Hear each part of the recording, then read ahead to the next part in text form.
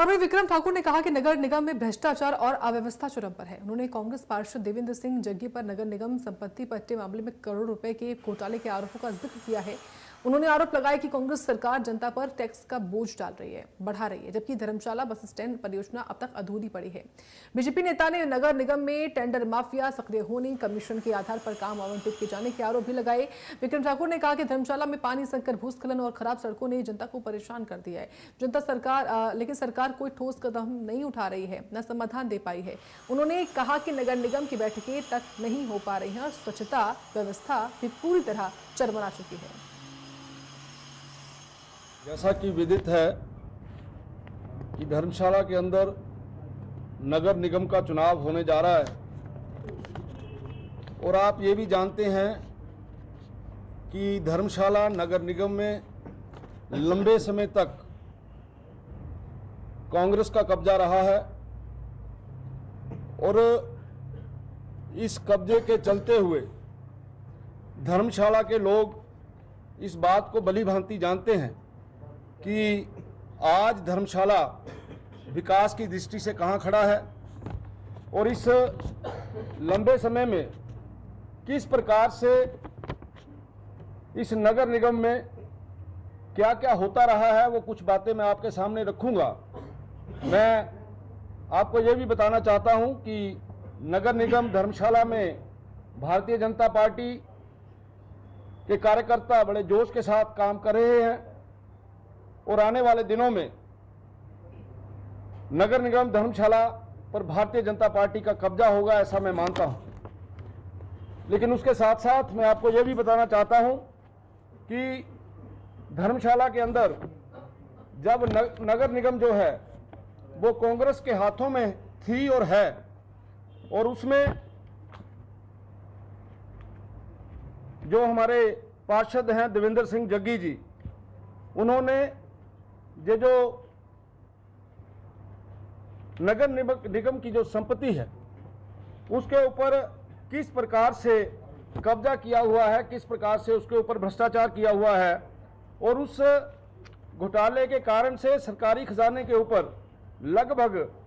1.5 करोड़ रुपए का जो है से ज़्यादा का जो है उसका नुकसान हुआ है। धर्मशाला के निवासियों के ऊपर कांग्रेसियों द्वारा आम जनमानस के ऊपर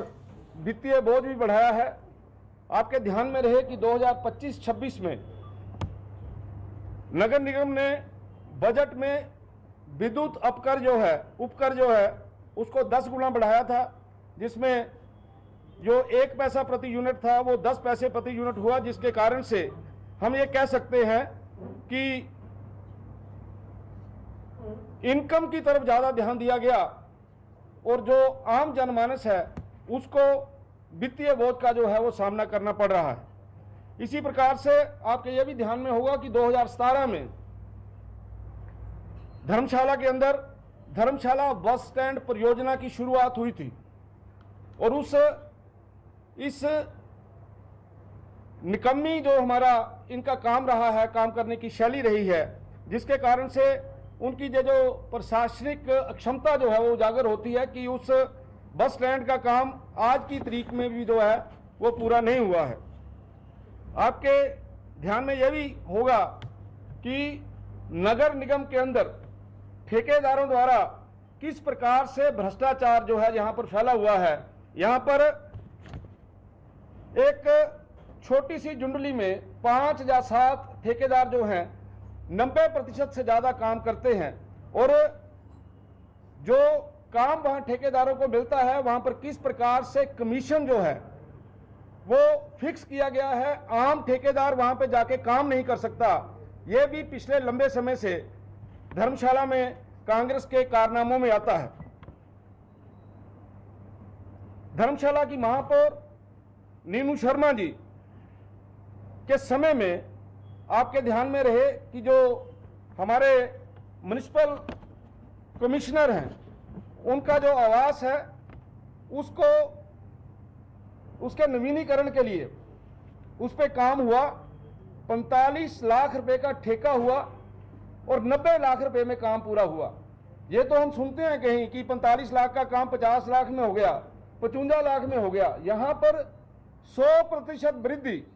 इस बात को दर्शाता है कि किस प्रकार से निगम के अंदर भ्रष्टाचार जो है वो व्यापक है।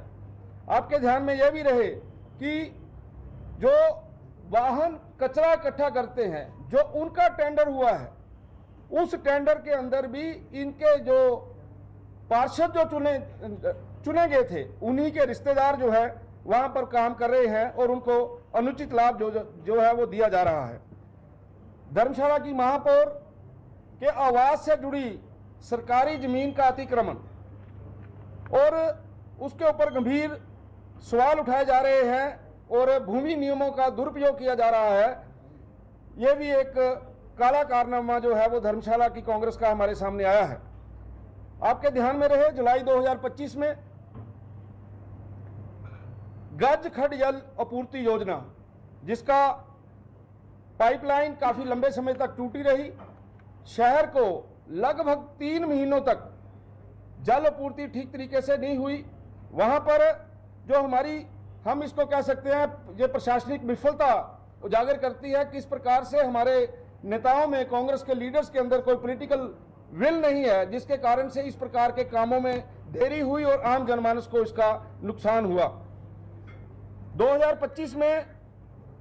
लगभग ये जो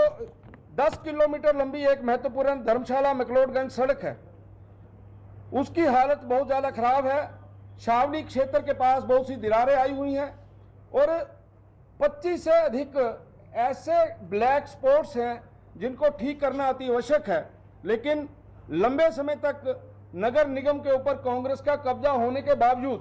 उसके लिए किसी भी प्रकार की ठोस नीति जो है वो नहीं बनाई गई और ये जन सुरक्षा और शासन व्यवस्था के संबंध में गंभीर चिंता का विषय है। धर्मशाला नगर निगम में लोकतांत्रिक कामकाज लगभग ठप हो गया है। लगभग 2 वर्षों से सदन की कोई बैठक नहीं हुई और जो महत्वपूर्ण मुद्दे विकास